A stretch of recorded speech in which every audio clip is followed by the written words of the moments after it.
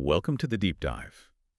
Our analytical mission today, well, it centers on something really fundamental and critically important. It's this finding, proven across historical, sociological, economic evidence, that black women in America carry a disproportionate and, well, uniquely heavy burden. It's a weight compounded by these interlocking systems of power. Right. So we're really setting aside guesswork today. We're treating this like a validated thesis, ready for some rigorous exploration. And that framing is, I think, essential. We're not just, summarizing feelings or anecdotes here. Right. We are diving into the actual architecture of how this burden is systemically imposed. The sources, they make it quite clear this burden is tangible. Tangible how? Well, it's quantified, right? You see it in health disparities, No. in legal failures, economic exploitation. It exists because of this very precise collision of racism and sexism. Okay. And understanding the structure of that collision. That's really our first order of business today. Absolutely. The cost of that convergence, that collision, is exactly what we're here to define. We've structured this deep dive to move kind of from the necessary abstract framework to the devastating material reality. Makes sense. So first, we'll establish the analytical lens we have to use to even see this problem properly. Intersectionality. Crucial starting point. Then we'll spend a good amount of time with a key, very visceral case study, the life and really the conscription of Mamie Till-Mobley. It just illustrates so powerfully how these burdens are sometimes violently imposed. A critical example. And finally, we'll start defining the first of four key interlocking burdens that really shape this experience. The burden of strength. Okay, let's get started. Right. So section 1, the analytical lens, deconstructing intersectionality. Let's start with that foundational concept. If you really want to understand this compounding weight, you first have to grasp intersectionality. Now, today, the term gets thrown around a lot, often loosely, sometimes incorrectly. Yeah, it does. But at its core, its genesis, it was a practical, legal, and frankly, vital framework. It was born directly from the structural failures of traditional legal and social analyses. They just couldn't account for the lived material realities of black women. Exactly. It was a response to a kind of institutional blind spot that was causing real, tangible harm. And what's fascinating, as you hinted, is that intersectionality didn't just start as some academic exercise, just naming something. No, not at all. It was pragmatic. It was a necessary intervention against these material failures that were just inherent in American anti-discrimination law. Right. Kimberly Crenshaw, the legal scholar, she formally introduced the term into the legal lexicon back in her 1989 article, Demarginalizing the Intersection of Race and Sex. Seminal work. And her work was a direct critique, wasn't it? A surgical critique of how American law, specifically Title VII of the Civil Rights Act of '64, was structured. Precisely. And Title VII was, explicitly designed as a single-axis system. Right, either. Exactly. Built to address discrimination along the lines of either race or gender. And this structural limitation, well, it created this gaping legal black hole. Because the system basically assumed discrimination was modular. Like, if you were discriminated against, it must be because you were black or because you were a woman. That's the assumption it operated under, yes. The system fundamentally failed to comprehend that a person could be discriminated against precisely because they're both black and a woman. And that the combined effect wasn't just additive, it was different. Qualitatively different. Qualitatively different from either axis alone. That's the key insight. And this brings us right to that crucial example that really highlights the need for the framework. The DeGraff and Reed v. General Motors case. Yes. The details here are just so important because they show exactly how the law failed these women. Absolutely essential case. So this was in the early 1970s. 5 black women sued General Motors in St. Louis. Okay. They argued that GM's layoff policy, which was based on seniority, disproportionately affected them. Their point was that before 1964, GM basically excluded black women from factory jobs almost entirely. So they were the last hired. Last hired, and then after 1970, when the job market tightened up, they were the first to be laid off. First fired. Right. So they argued they faced combined race and sex discrimination. Makes perfect sense. But the court dismissed their claim. Dismissed it, yeah. And that's the critical failure. Why did they dismiss it? Well, the court's logic is just a perfect demonstration of that single-axis thinking. The judge actually stated that the plaintiffs were asking the court to create a special class of black women. A special class. Which it wasn't willing to do.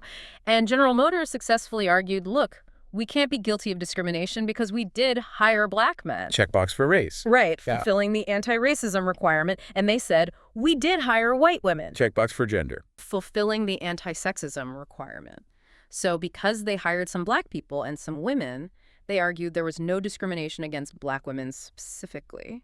Wow. So the court could clearly see racism when it applied to black men, and it could see sexism when it applied to white women. But it just refused to acknowledge the unique form of discrimination that happened only because these plaintiffs were caught right at that intersection. Exactly. They were made legally invisible. Their specific injury just didn't fit neatly into the predefined boxes the law provided. And that is the structural failure Crenshaw was targeting. Precisely. She argued that this single-axis analysis, it functioned to, quote, demarginalize black women's claims.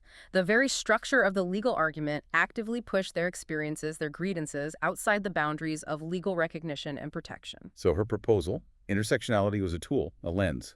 A lens, exactly. A lens to see where these systems of power come and collide, where they interlock and intersect. It forces us to recognize that the sum of the oppression is actually greater and uniquely damaging than just its separate parts. Okay, but it's crucial, isn't it, to recognize that while Crenshaw gave it this legal and academic name in '89, the understanding, the truth the theory articulates is much older. This wasn't born in a vacuum. It represents a really deep, long-articulated truth within black feminist thought that came way before the academic label. Oh, absolutely. That historical context is vital. It gives intellectual credit where it's truly due. While Crenshaw provided that necessary legal naming, the political and intellectual grasp of interlocking oppressions, well, that's been foundational to black political action for decades. Right. We can trace the most explicit foundation probably to the 1970s with the Combahee River Collective.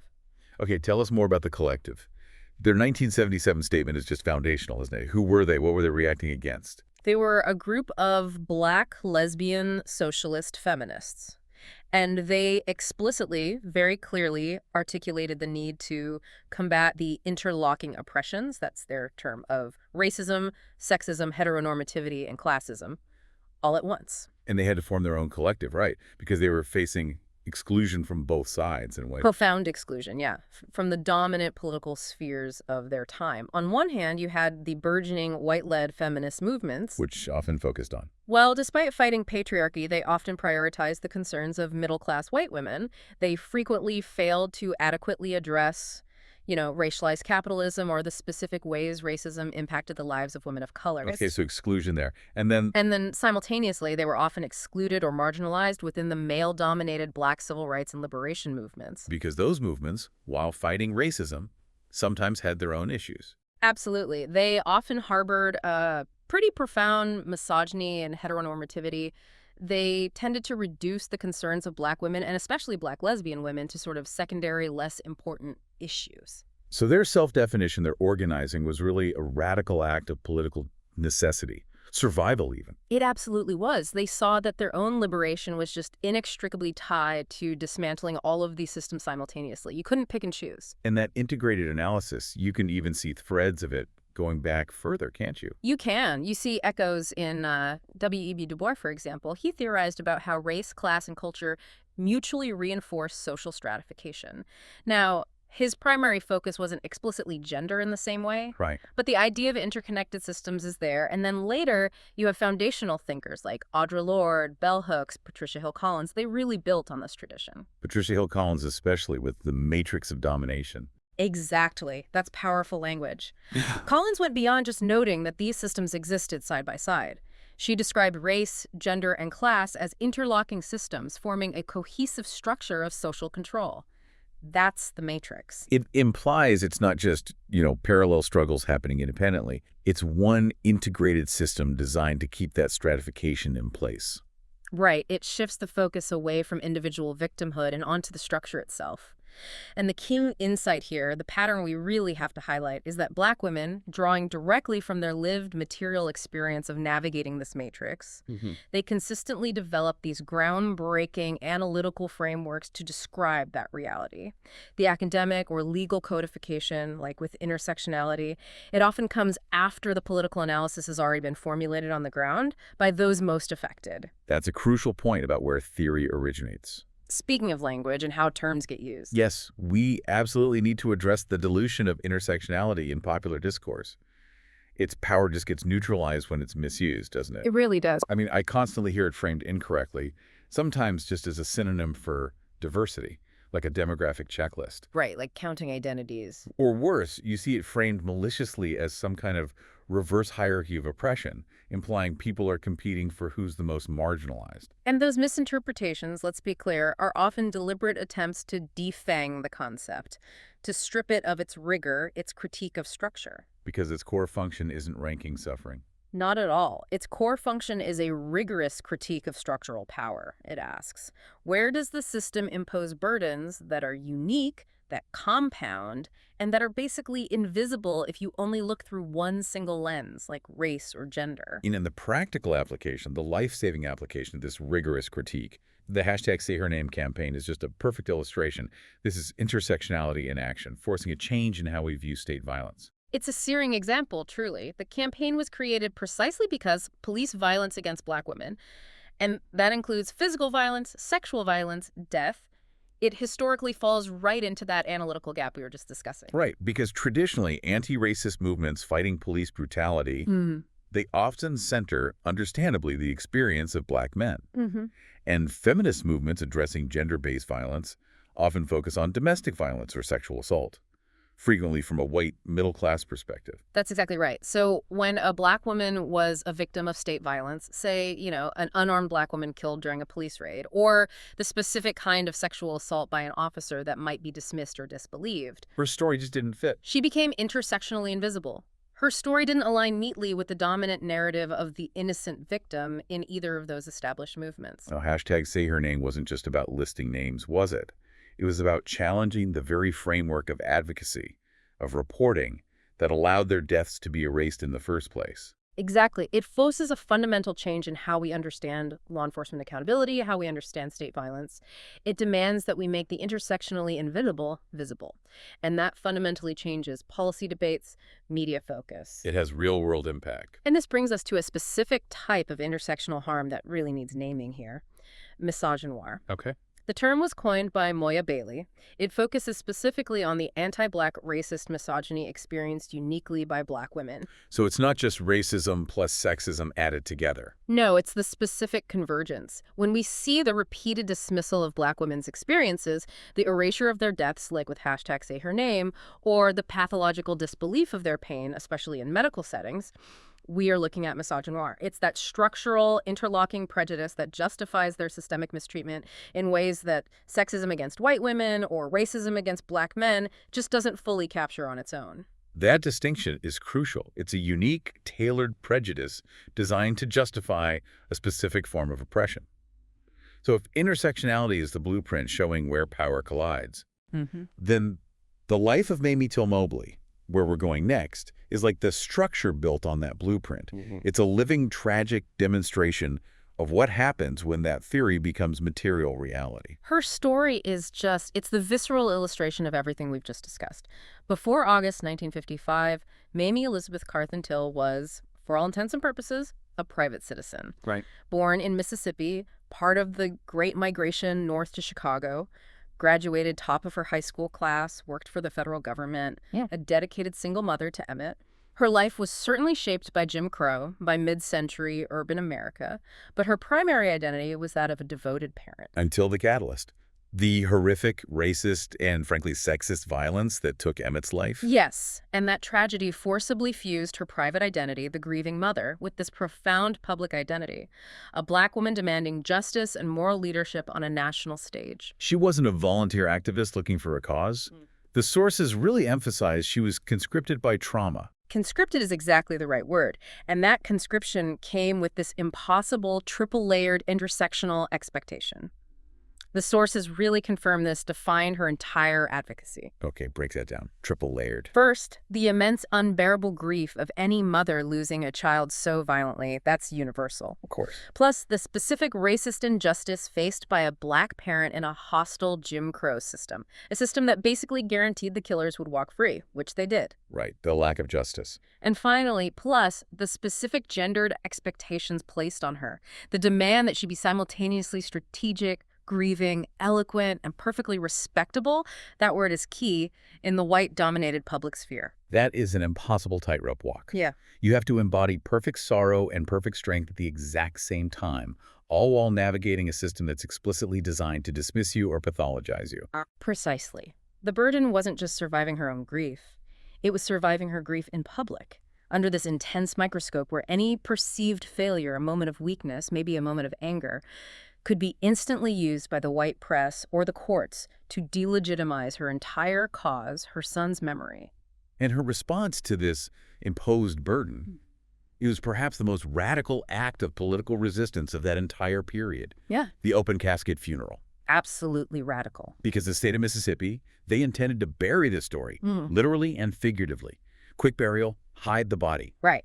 They returned Emmett's mutilated body with the suggestion, basically the demand, for immediate burial.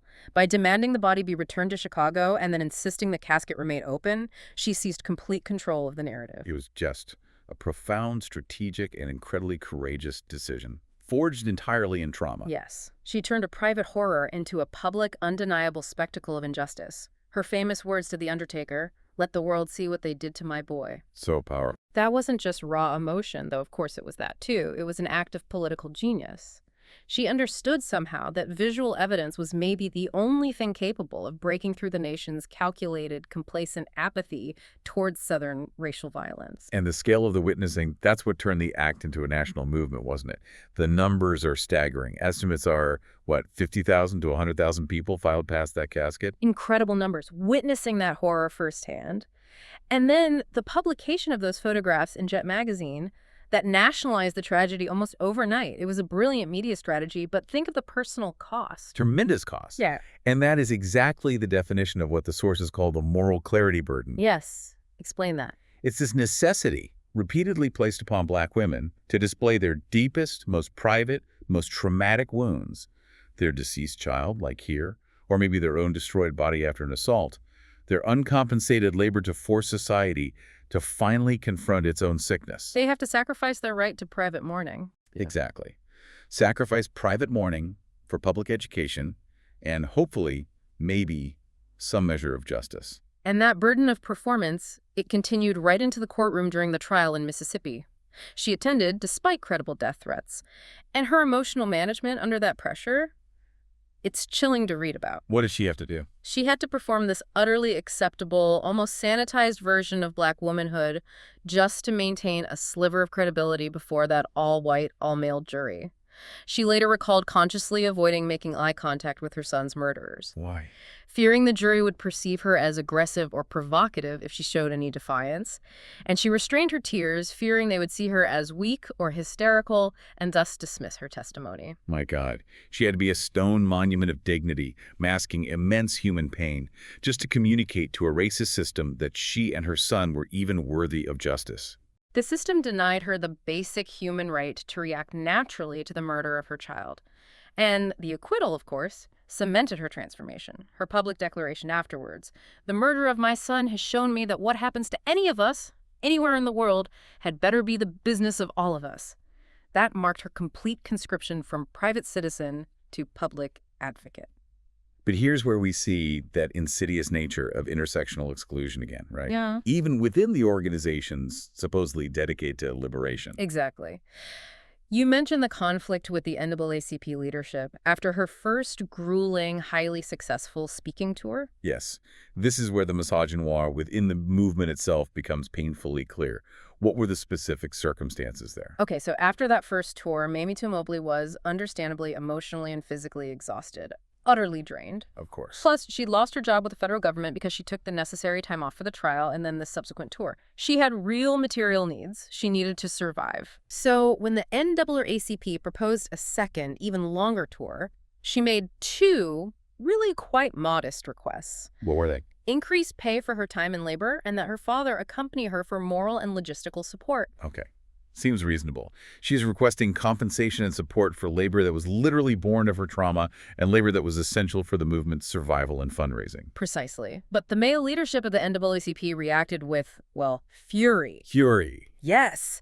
They publicly accused her of trying to profit from the tragedy. Wow. And they ended their professional relationship with her entirely over this. Cut her off. That reaction just exposes the ugly core of the misogynoir we defined earlier, doesn't it?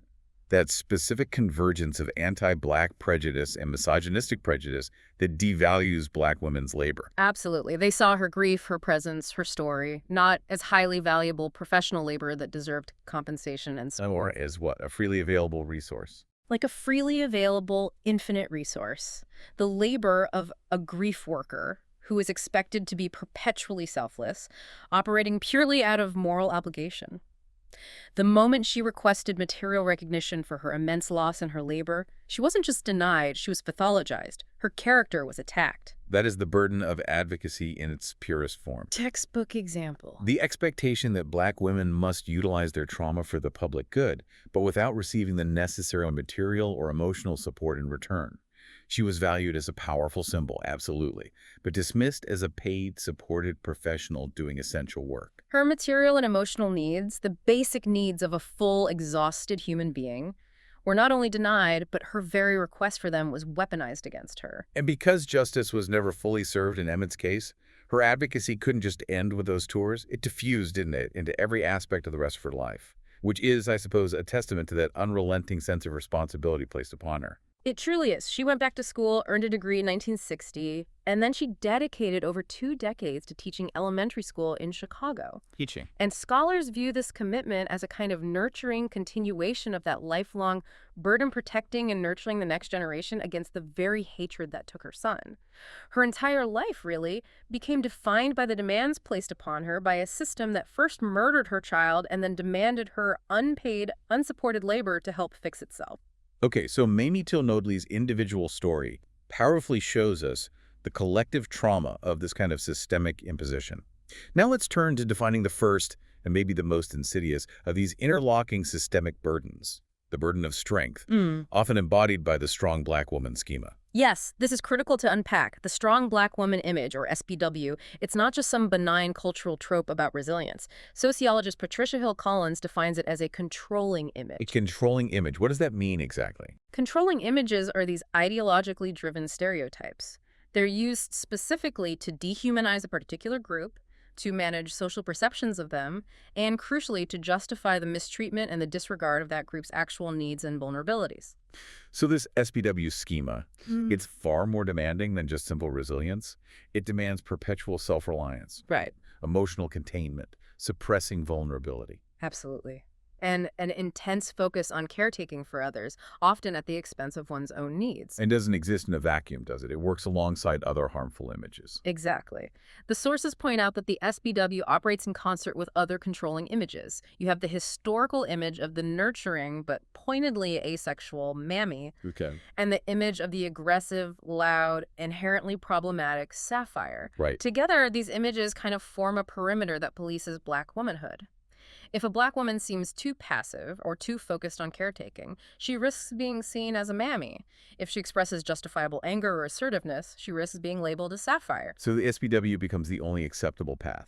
It becomes the narrow path to navigate the world by being perfectly strong, perfectly self-contained, essentially erasing her full humanity, her vulnerability. And here's the paradox, the thing that makes this schema so lethal.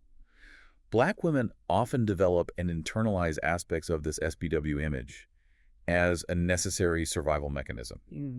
It's adaptive in a way against unrelenting daily racism and sexism. Yeah. It helps them cope, persist. It is absolutely a survival mechanism, often. But society then immediately weaponizes that very same necessary strength against them. How so? Because the system operates on the assumption that they are inherently strong, inherently resilient, that they can endure anything. They are then denied the fundamental right to vulnerability, to rest, to assistance. Their demonstrated strength becomes twisted into evidence against acknowledging their pain or their need. And we absolutely have to talk about the lethal consequences of this weaponization, especially in critical settings like healthcare. Oh, absolutely critical. If the medical establishment operates even unconsciously on the assumption that you possess inherent, almost superhuman strength, your expressions of pain get dismissed. Your symptoms are undertreated.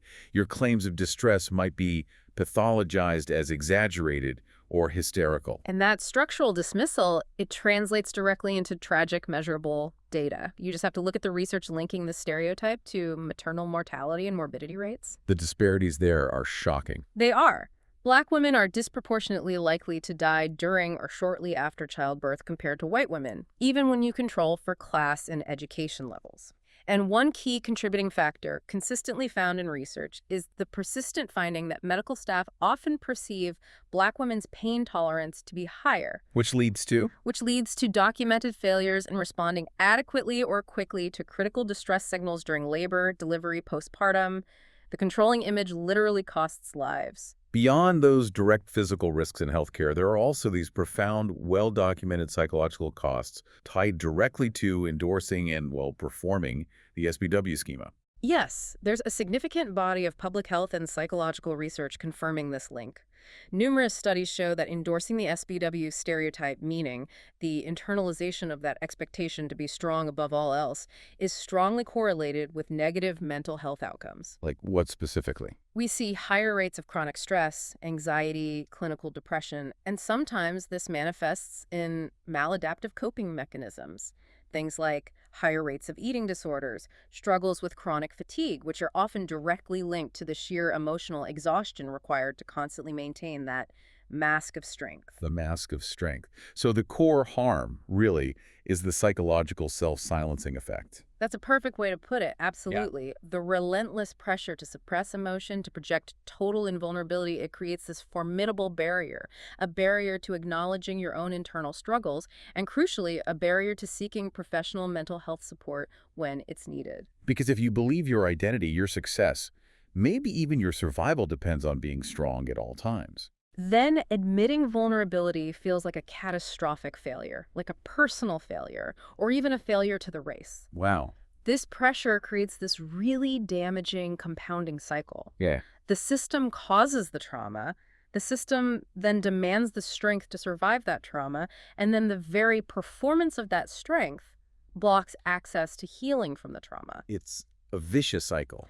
But the sources also suggest, thankfully, that there are therapeutic and social efforts underway now to create a more nuanced understanding of this concept. It's not about discarding resilience altogether. No, not at all. It's about distinguishing between the truly damaging mask of strength and the genuinely adaptive aspects of resilience. Exactly. That distinction is really the path toward liberation from the negative aspects of the stereotype. Yeah. We can acknowledge and honor the adaptive aspects of the culture. Things like necessary self-reliance, the incredible capacity for community caretaking, the sheer perseverance, which are genuine sources of pride and survival tools. But we must reject the externally imposed expectation of the mask of strength, the part that necessitates the suppression of vulnerability and the denial of need. So the goal isn't to eliminate resilience or strength. It's to reimagine what true strength actually means. Precisely. The goal, therapeutically and socially, is to define strength not as the suppression of human fallibility and need, but rather as the courage to embrace and express it. It's about building systemic supports in healthcare, in workplaces, in communities that actually validate Black women's full humanity and allow for rest and vulnerability rather than just expecting them to be superhuman shock absorbers for systemic injustice. So if we try to connect all these threads now, from the legal critique of intersectionality, thinking back to DeGraff and Reed, to the tragic conscription and lifelong burden of Mamie Till-Mobley. Yeah. And finally, to these measurable health costs of the burden of strength. What we've really analyzed today confirms that these burdens, they aren't just metaphorical. They're not just feelings. No, they're concrete. They are a measurable systemic reality where structural racism and institutional sexism interlock, they collide, to create these unique forms of oppression specifically targeting Black women. And the cost, as we said, it's quantified in health disparities, in the dismissal of legal claims, in the economic exploitation, in the sheer exhaustion of brilliant advocates. Okay, so let's synthesize that convergence one more time for a listener. We've seen how these burdens are mutually reinforcing, right? Absolutely. Misogynoir, which devalues Black women's humanity, is used to justify economic exploitation, and the dismissal of their labor like Mamie Till-Mobley's advocacy work being unpaid or attacked. Right. which then necessitates adopting the mask of strength for basic survival in a hostile environment. And then that very strength is weaponized by the system to deny them help, deny them access to care, dismiss their pain. It's just this unrelenting, self-perpetuating weight. It is. And Yeah. yet, what also stands out, even when we focus specifically on these burdens, is the profound record of resilience, of sustained resistance. Black women, often operating from a place of systemic exclusion, have consistently developed the analytical frameworks like intersectionality itself and the political strategies like Mamie Till-Mobley's open casket funeral that are necessary for survival and for liberation. And resistance is undeniable. But the path forward, it requires the rest of society, all of us, to move beyond simply admiring that resilience, admiring that strength from afar. Right. It's not enough to just say, wow, they're so strong. Exactly. We have to actively work to dismantle the very structures that necessitate that extraordinary strength in the first place. And that dismantling has to be explicit, doesn't it? Yep. Targeted, addressing the intersectional nature of the problem head on. Absolutely. It can't be race-only or gender-only solutions. This means systemic changes like vigorous enforcement of anti-discrimination laws that explicitly recognize intersectional claims, like the one in DeGraff and Reed. Okay. It means policy shifts that fundamentally value care work paid and unpaid, which is still disproportionately performed by Black women and other women of color. And critical interventions to finally eliminate the shocking racial disparities in healthcare, especially in maternal health. We have to move toward explicitly targeting and dismantling the structures imposing this compounding weight. So the final provocative thought for you, the listener, building on all this. Knowing the interlocking structural nature of these burdens we've discussed today, what specific policy shift, whether it's legal, economic, healthcare focused, or something else, what specific change would you prioritize to start fundamentally lifting this compounding weight off of Black women in America?